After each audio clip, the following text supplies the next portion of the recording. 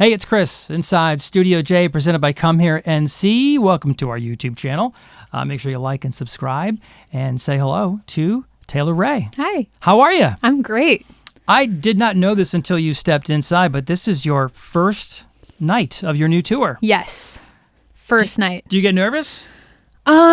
It has been a few months since I've been on tour, especially one like this one. It's just a very long time of being on the road. So part of me was like, do I remember how to do this? And yeah, I'm so excited today. Like I woke up and I was like, I feel rested and ready to go. And like, I'm so glad we're doing this now, just to play and chat and like get in the mood. So you're at Lincoln Theater tonight. Show starts at 8. Speaking of 8, that's when you started writing music. Did I read that correctly? Yeah, probably. 8, probably wrote my first like legit song that I was performing at 12.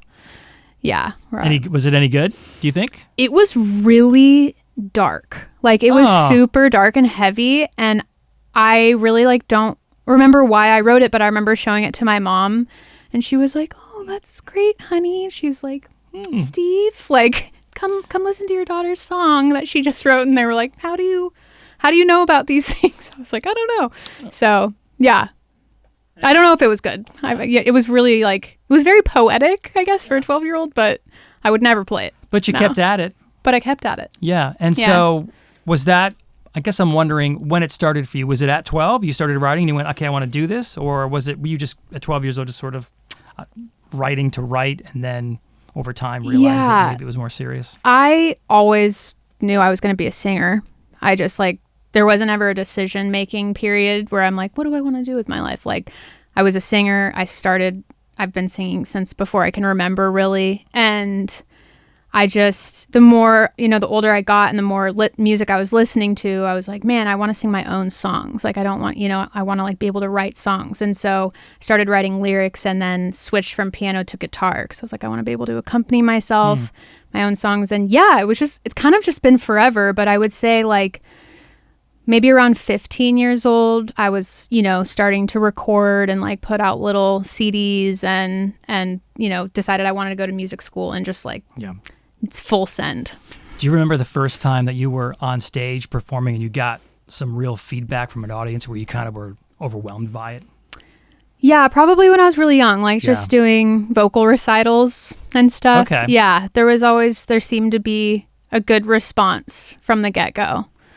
Grew up in Santa Cruz, yes, California, now living in Austin. I'm wondering how much impact location has on your writing and even your recording in music. Yeah, there's something so special about Santa Cruz. Just, it's incredibly beautiful there. It's very serene. It's very zen. And I think maybe I can't really like pinpoint where the inspiration comes from because I want to say maybe once I'm in a space, like a quiet space, it's easier. But then there's so many things about the city that I love too, that I draw inspiration from. So, it's just really different. And I think you can hear it in my music, like what songs were written in Santa Cruz during a certain time and like what, some of the newer ones sound like. Yeah, just because Austin has such an amazing, blues rock history. Yeah. So I think, drawing from that, there's just like a little bit more like upbeat blues stuff. Gotcha. Yeah. Let's talk about Mad Twenties. Yeah. Coming in today, I thought, well, this is a relatively new album, but it's really not. It's almost 2 years old. Mm-hmm. That's amazing. It seems fresh to me, but it's really been quite a bit. Yes, it's the beauty of a debut record because like you can squeeze the life out of it for, quite some time. And I'm in the process of working on a new one, getting all the songs together. But I just feel like there's still so much to, share from Mad Twenties. When you say in process, is in process writing or is it recording? It's kind of the pre-production stage. So like most of the songs are written. Some I would like to tweak with whatever producer we decide to work with. Yeah. But yeah, most of the songs are written, it's conceptualized, but now we're just trying to figure out like which avenue we want to go down. And there's so much more, it feels like there's so much more strategy involved in the second record that it's just taking a bit longer, but I want to make sure to do it right. So. And how much pressure is that? I mean, it's a sophomore album. And I've always heard that the second one is tough. It's a lot of pressure. Yeah. Yes. I've gone back and forth on, so many different concepts because I want the whole album to tell a story the way that Mad Twenties does, and sometimes that means like, this might be a little bit darker. This might be like a different mood. And, you know, it's just a balance because Mad Twenties fell under the Americana umbrella. Right. And it's such a beautiful, big umbrella to be under. And I love it so much. Pretty broad. Yeah. Yeah. But since it was debut and I've just met so many people and like have grown my fan base under that umbrella, like there's a part of me that wants to kind of stay true to that for the second one, you know? So it doesn't feel all over the place, but we'll see. We'll see. Excited to hear new music. Yeah. The 8-year-old you walks in here and you have a chance to talk to her. What advice are you giving her? What are you preparing her for, which has happened to you over the next 20 years or so since then? What do you tell her?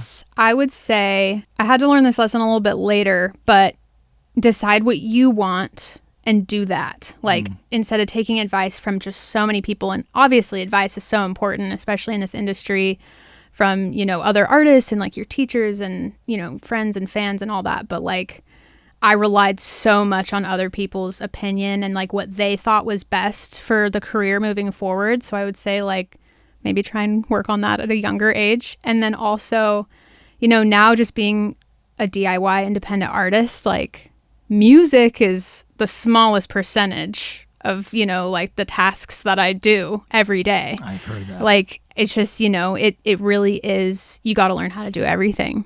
Like accounting, like business, management, marketing, you know, like I'm sitting at my desk every day from 9 to 5. You're running your own business. I'm running a business, essentially. And, you know, it would have maybe been nice. Like, I love the fact that I went to music school. I think that was really helpful. But I'm like, would have been cool to take a business course or two. Is that the hardest part? It is, just because it's been like a learning process. It's been a few years now, so I've like kind of got the hang of it, and I actually really enjoy it. But it is an interesting industry to run a business in because it's very different than how other industries operate. So yeah, lots of learning curves, but that's what it's about. Well, Taylor Rae, thanks for coming by Studio J. You're Thank at you, Lincoln Chris. Theater tonight. Yep. Good luck on your first show. Thank you. Of the tour. I'm so excited.